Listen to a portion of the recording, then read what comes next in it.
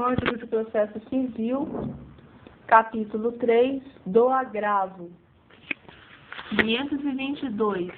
Das decisões interlocutórias, caberá agravo no prazo de 10 dias, na forma retida, salvo quando se tratar de decisão suscetível de causar à parte lesão grave e de difícil reparação, bem como nos casos de inadmissão da apelação e nos relativos aos efeitos em que a apelação é recebida quando será admitida a sua interposição por instrumento.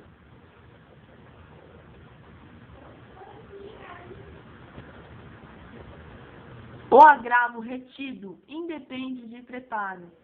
523. Na modalidade de agravo retido, o agravante requererá que o tribunal dele conheça preliminarmente, por ocasião do julgamento da apelação. Não se conhecerá do agravo se a parte não requerer expressamente nas razões ou na resposta da apelação sua apreciação pelo tribunal. Interposto o agravo e ouvido o agravado no prazo de 10 dias, o juiz poderá reformar sua decisão. Parágrafo 3º. Das decisões interlocutórias proferidas na audiência de instrução e julgamento, caberá agravo na forma retida, devendo ser interposto oral e imediatamente, bem como constar do respectivo termo 457 nele expostas, sucintamente as razões do agravante. 524.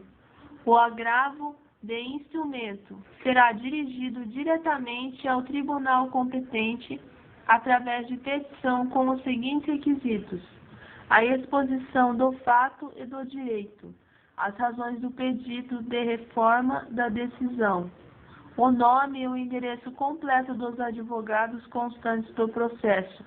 525. A petição de agravo de instrumento será instruída, obrigatoriamente, com cópias da decisão agravada, da certidão da respectiva intimação e das procurações outorgadas aos advogados do agravante e do agravado, facultativamente com outras peças que o agravante entender úteis. Acompanhará a petição o comprovante do pagamento das respectivas custas e do porte de retorno, quando devidos, conforme tabela que será publicada pelos tribunais.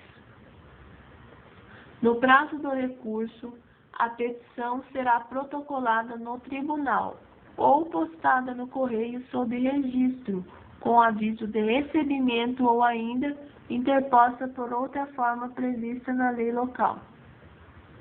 O agravante, no prazo de 3 dias, requererá juntada aos autos do processo de cópia da petição do agravo de instrumento e do comprovante de sua interposição, assim como a relação dos documentos que instruíram o recurso. Parágrafo único. O não cumprimento do disposto neste artigo, desde que arguido e aprovado pelo agravado, importa a inadmissibilidade do agravo. 527. Recebido o agravo de instrumento no tribunal e distribuído incontinente o relator, negar-lhe-á seguimento liminarmente nos casos do artigo 557.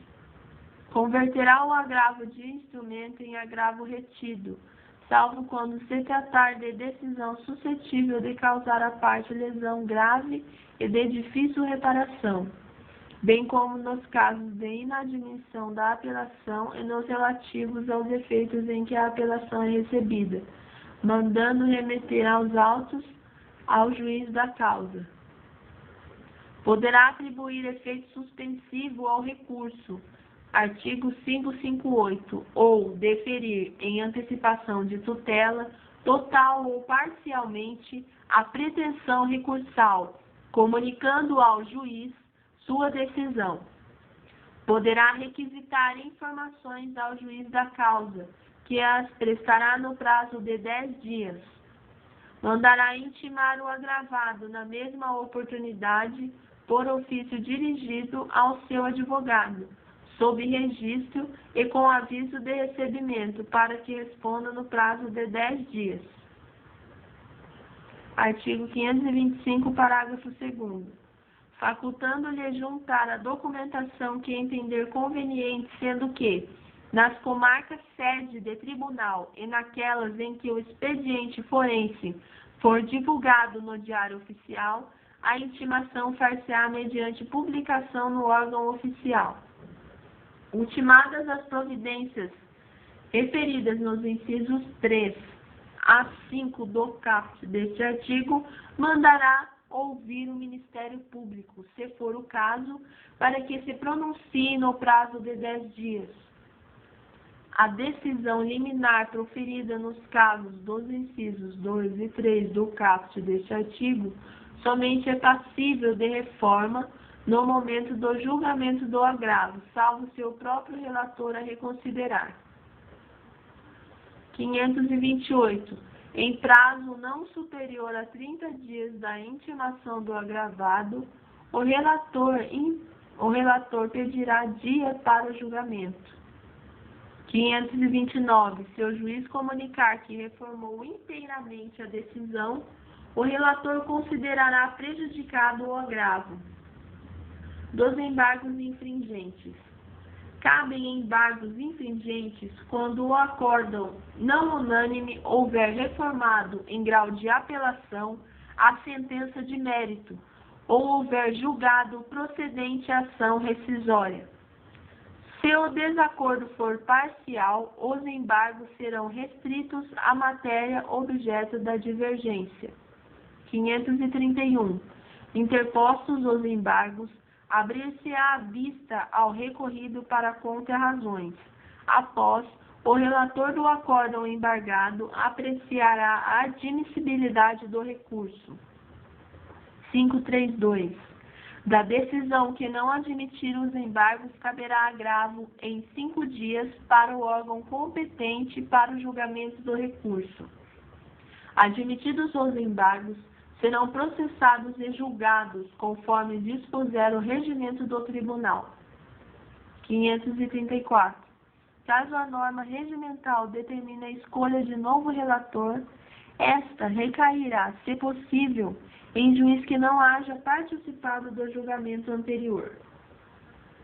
Dos embargos de declaração. 535. Cabem embargos de declaração quando houver na sentença ou no acórdão obscuridade ou contradição. 2.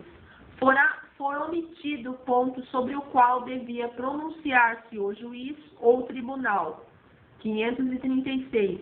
Os embargos serão opostos no prazo de 5 dias em petição dirigida ao juiz ou relator, com indicação do ponto obscuro, contraditório ou omisso, não estando sujeitos a preparo.